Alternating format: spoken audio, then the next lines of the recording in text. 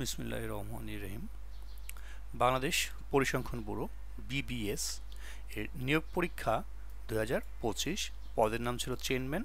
পরীক্ষার তারিখ ছিল 23 মে 2025, সময় 60 মিনিট, পূর্ণমান ছিল 40। চলুন এই প্রশ্ন নিয়ে আলোচনা করি। সাধারণ চর্যাপদের ভাষাকে কি ভাষা বলে? সাধারণ চর্যাপদের ভাষাকে বলে প্রাচীন অপভ্রংশ অথবা সান্ধ্য ভাষা। যে কোনো একটা উত্তর লিখলেই হবে। 2 নম্বর, আমার সন্তান যেন থাকে দুধে ভাতে, এ প্রার্থনা কে করেছেন? এ প্রার্থনা করেছেন ঈশ্বরী পাটনি। এটার লেখক ছিলেন ভারতচন্দ্র রায়গুণাকর এবং কাব্যের নাম ছিল অন্নদামঙ্গল। আপনি শুধু লিখবেন ঈশ্বরী পাটনি, এটা আপনার বাড়তি তথ্য। বাংলা কাব্য সাহিত্যে আধুনিক যুগের প্রবর্তক কে? বাংলা কাব্য সাহিত্যে আধুনিক যুগের প্রবর্তক মাইকেল মধুসূদন দত্ত। নয়নচারা গল্পটি কে লিখেছেন? নয়নচারা গল্পটি লিখেছেন হাসান আজিজুল হক।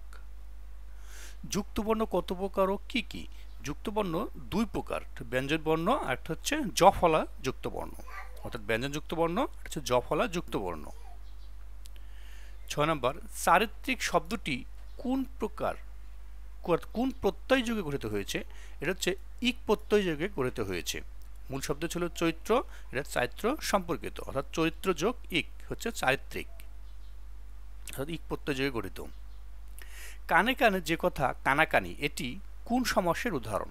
এটি হচ্ছে দ্বন্দ্ব সমাসের উদাহরণ। কেন দ্বন্দ্ব সমাস এটা আপনারা দেখে নিন। সন্ধি বিচ্ছেদ করুন। 1 নম্বর ছিল হচ্ছে বাগদান, এটা হচ্ছে বাগ যোগ দান। 2 নম্বরে তথবচ, তথা যোগ ই যোগ অ্যাবস। 9, নিচের শব্দজোড় এর অর্থ।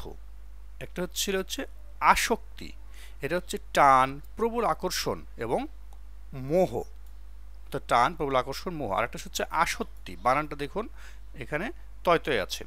তাহলে আসক্তি অর্থ হচ্ছে আগমন, উপস্থিতি, অর্থাৎ আগমন বা উপস্থিতি। কায়কোবাদের প্রকৃত নাম কি? কায়কোবাদের প্রকৃত নাম মোহাম্মদ কাজেমাল কুরেশি। সূর্যদিগল বাড়ি কোন প্রকারের রচনা? সূর্যদিগল বাড়ি হচ্ছে একটি উপন্যাস। সূর্যদিগল বাড়ি উপন্যাস, রচিত হচ্ছে আবু ইচ্ছাক। বাংলা ভাষায় মৌলিক ধ্বনি কয়টি? বাংলা ভাষায় মৌলিক ধ্বনি 39টি, স্বরবর্ণ 11টি, ব্যঞ্জনবর্ণ 28টি।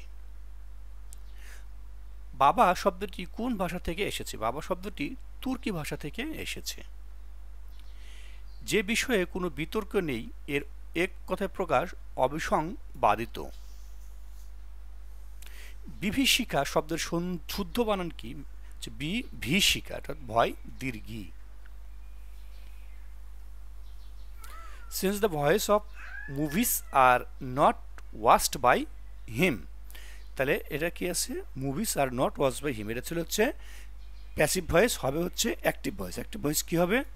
He does not watch movies, অর্থাৎ অবজেক্টটা সাবজেক্ট হয়ে যাবে, তারপরে ভার্ব, সাহায্যকারী ভার্ব যেহেতু আছে, সাহায্যকারী ভার্ব, তারপর হচ্ছে মূল ভার্ব, তারপর object.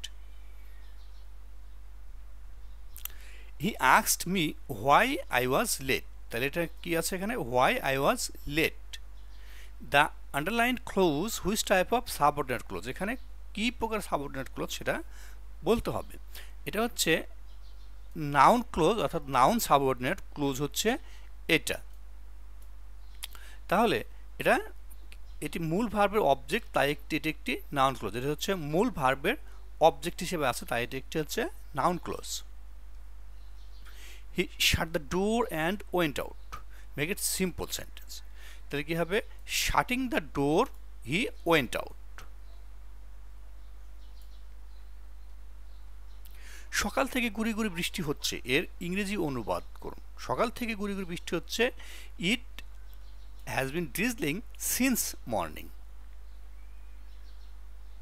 Right, correct form of verb, it is high time we give up smoking. তাহলে এখানে যেহেতু আছে it is high time, যেহেতু আছে it is high time থাকলে কি হয়? it is high time থাকলে ভার্বের past form হয়, অর্থাৎ তাহলে হবে it is high time we gave up smoking.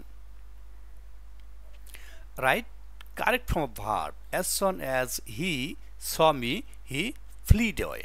এখানে যেহেতু আছে কি অ্যাজ সন অ্যাজ, অ্যাজ সন অ্যাজ এর পরে কি আছে ভার্বের পাস্ট ফর্ম আছে, যেহেতু অ্যাজ সন ভার্বের পাস্ট ফর্ম আছে তাহলে পরবর্তী ক্লোজও ভার্বের পাস্ট ফর্ম হবে, ফ্লিড আছে হয়ে যাবে fled. Fill in the gap with appropriate preposition. You must adhere dash your principle. Adhere পরে হচ্ছে স্বাভাবিকভাবে কি হয়, adhere পরে টু হয়, adhere টু হচ্ছে মানে কি লেগে থাকা, সংযুক্ত থাকা, ঠিক আছে। You must adhere to your principle. তাহলে the man died dash overwork, তাহলে মানুষটা কি করলো অতিরিক্ত কোনো কিছু হলেই সেটা কি হয় ফ্রম হয়, তাহলে the man died from overwork, over eating মানে অতিরিক্ত খাওয়ার জন্য মারা যেতে পারে, অতিরিক্ত কাজ করার জন্য মারা যেতে পারে, সেক্ষেত্রে অবশ্যই ফ্রম হবে।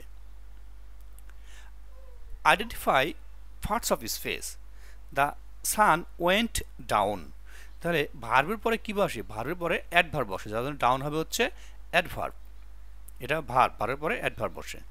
বি নম্বরে কিন্তু দ্য পোস্ট মাস্ট বি ম্যান্ড, এখানে মাস্ট বি কি সাহায্যকারী ভার্ব, সাহায্যকারী ভার্বের অবশ্যই একটা মূল ভার্ব বসে, তাহলে যে মাস্ট বি আছে এখানে বোঝা যাচ্ছে এটা হচ্ছে একটা মূল ভার্ব, এটা হবে কি তাহলে verb.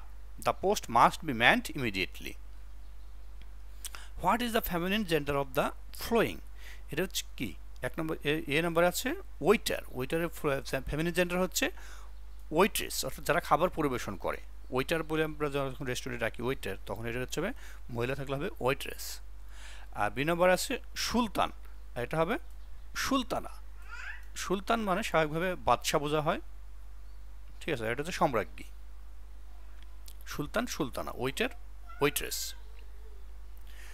Feel the gap with article, এ নম্বর he pulled the girl by ear, এখানে ইয়ারটা নির্দিষ্ট বোঝা যাচ্ছে একটা কান, এই জন্য এখানে হবে হচ্ছে দা ইয়ার। তাহলে বি নম্বর হচ্ছে he is dash hair to the property, যদি এটা অনুচ্চারিত এইস থাকে তাহলে তার আগে কি বসে অ্যান বসে, তাহলে এটা হবে কি he is an hair to the property.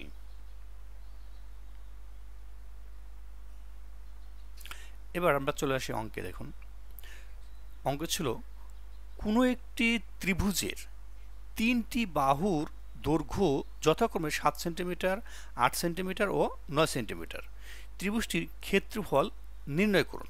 তো চলুন অঙ্কটির করা যাক। এখন যে তিনটি বাহু আছে তাহলে ত্রিভুজের তিন বাহুর দৈর্ঘ্য, আমরা নতুন করে আবার ত্রিভুজের তিন বাহুর দৈর্ঘ্য ধরে নেব, এ সমান 7, বি সমান 8, সি সমান 9, অর্থাৎ 7 সমান এ, 8 সমান বি, 9 সমান সি, এটা আমরা ধরে নিলাম। তাহলে কি হচ্ছে ত্রিভুজের ক্ষেত্রফল কি, আপনারা জানেন যখন ত্রিভুজের তিনটি বাহু দেওয়া থাকবে তখন তার ক্ষেত্রফল নির্ণয়ের সূত্র হচ্ছে এটা, অর্থাৎ এটা ফুল আপনার স্কোয়ার দিয়ে ই করতে হবে, তারপর হচ্ছে S minus A, S minus B, S minus C, এটা কিন্তু ত্রিভুজের তিনটে বাহু দেওয়া থাকলে তার ত্রিভুজের ক্ষেত্রফল নির্ণয়ের সূত্র এটা, এই সূত্রটা অবশ্যই আপনারা মুখস্থ করে ফেলবেন, root over S into S minus A, S minus B, S minus C. এক্ষেত্রে আরেকটা জিনিস লাগে হচ্ছে ত্রিভুজের অর্ধপরিসীমা, ত্রিভুজের অর্ধপরিসীমা এস, অর্থাৎ এই যে এস সমান কি A plus B plus C by 2, অর্থাৎ তিন বাহুর দৈর্ঘ্য যোগ ভাগ হচ্ছে 2, সেটা হচ্ছে অর্ধপরিসীমা। তাহলে এই অর্ধপরিসীমা এস সমান এটা লিখলাম, তাহলে বা এস সমান কত, তিন বাহুর দৈর্ঘ্য কত হচ্ছে 7, 8, 9, 7, 8, 9 ভাগ করে দিলাম এই 2, তারপরে বা এর সমান 7, 8, 9, এটা হচ্ছে 8 আর 9 হচ্ছে কত 15, 8 আর 16, 17 আর 7 হচ্ছে 24, তাহলে 24 আর নিচে থাকলে 2, অতএব অর্ধপরিসীমা এর সমান এই 2 দিয়ে 24 ভাগ করলে হচ্ছে 12, অর্থাৎ এর সমান আমরা পেয়ে গেলাম কত 12।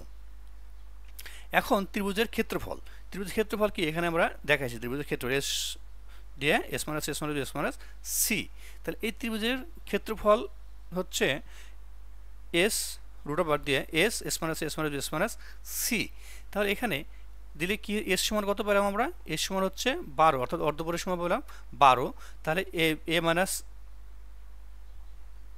এস মাইনাস এ, তাহলে এস মাইনাস এ মানে এস মানে 12, এ মাইনাস এস সমান ছিল 7, এস সমান 12, বি মাইনাস 8, এস সমান 12, সি সমান 9, অর্থাৎ এই যে সি সমান যে 8, 9 আসছে এটা কিন্তু এখানে আমরা প্রথমেই ধরে নিয়েছি, আর এখানে দেওয়া আছে 7, 8, 9, অর্থাৎ এ বি সি এটা ধরে নিয়েছি, এই জন্য হচ্ছে এটা আমরা মানটা বসায় দিলাম, এখানে মান বসায় লিখে নিতে পারেন। বা এ সমান রুট ওভার, তাহলে এখানে কত থাকলো 12, 12 মধ্যে থেকে 7 বাদ দিলে 5, 12 মধ্যে থেকে 8 বাদ দিলে 4, 12 মধ্যে থেকে 9 বাদ দিলে 3। বা এ সমান এটা ফুল রুট ওভার দিয়ে এটা হচ্ছে 3টা আপনারা 4টা গুণ করে দেবেন, অর্থাৎ 12 গুণ 5 গুণ 4 গুণ 3, এটা গুণ করে দিলে হচ্ছে 720। বা এই সংখ্যা হয়ে গেল। এখন 720কে আমরা যদি ভাগ করি, দেখুন এখানে রুট ওভার দিয়ে দিবেন, তবে 36 গুণ 20, অর্থাৎ 36 দুগুণে 72 আর 0 থেকে যায় 720 সমান সমান। এখন এই যে 36 রুট ওভার দিয়ে আছে, রুট ওভার দিলে কি হয়, রুট ওভার তুলে দিলে 6 আর 20-এর রুট ওভার রেখে দিচ্ছি। এখন আবার আমরা কি করছি, এই 20কে আবার ভাঙছি। দেখুন 20কে ভাঙার পরে হচ্ছে 4 গুণ 5 আর 4 5 20, রুট ওভার কিন্তু থেকে গেছে। তারপরে এই যে 4-এর উপর যেহেতু রুট ওভার আছে, 4-এর রুট ওভার থাকলে হয়ে যায় 2 আর 5-এর রুট ওভার রেখে দিয়েছি। তাহলে এখন 6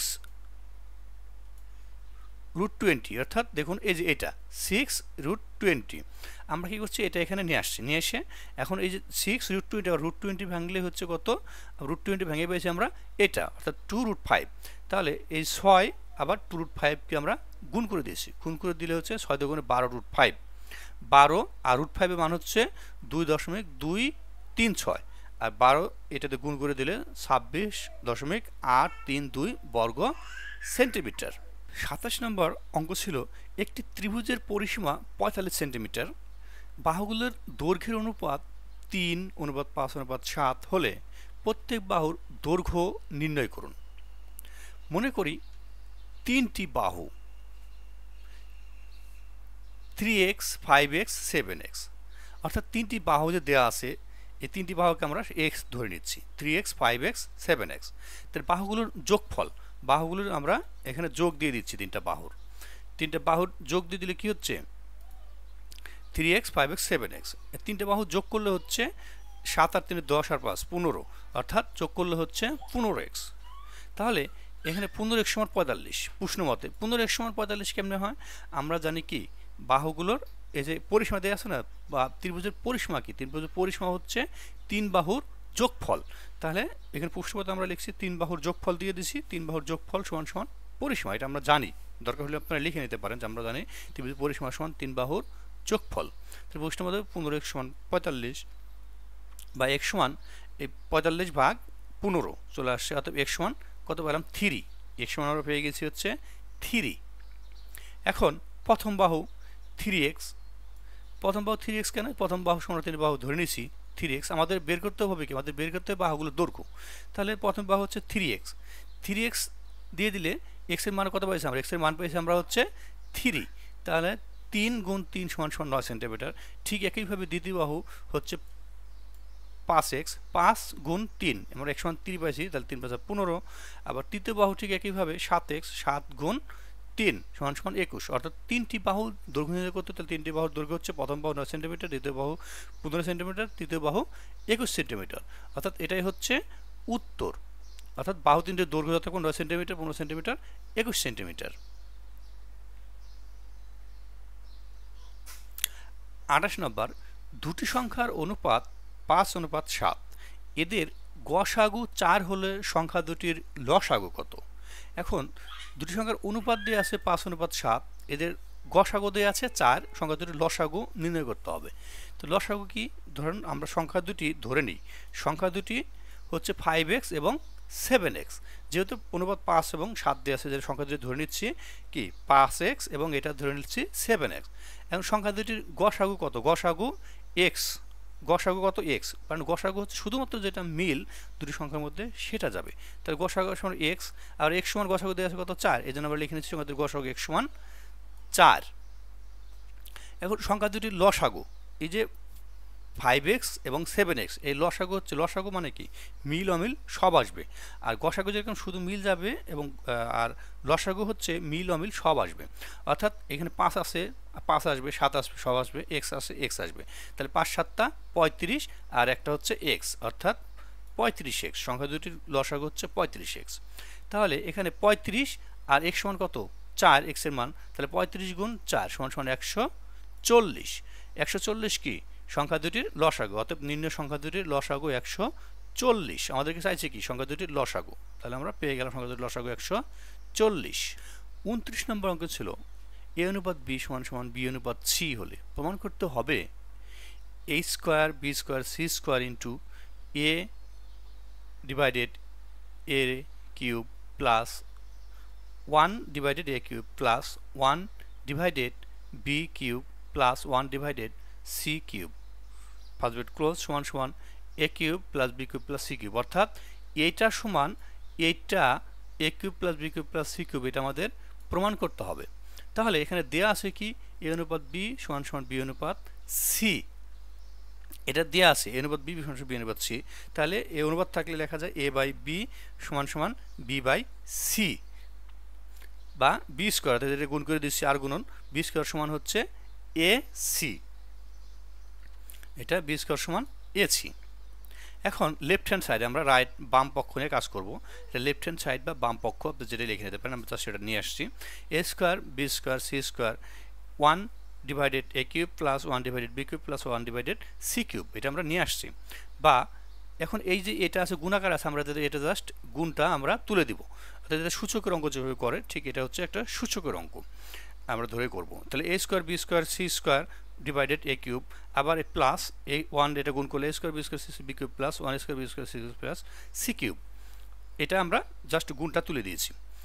তারপর যদি আপনারা সূচকের অঙ্ক করে থাকেন তাহলে দেখবেন যে যদি ভাগ থাকে তাহলে কি হয়, ভাগ থাকলে সূচকের অঙ্কে ভাগ তুলে দিলে এটা বিয়োগ হয়ে যায়, গুণ থাকলে যোগ হয় আর ভাগ থাকলে বিয়োগ হয়।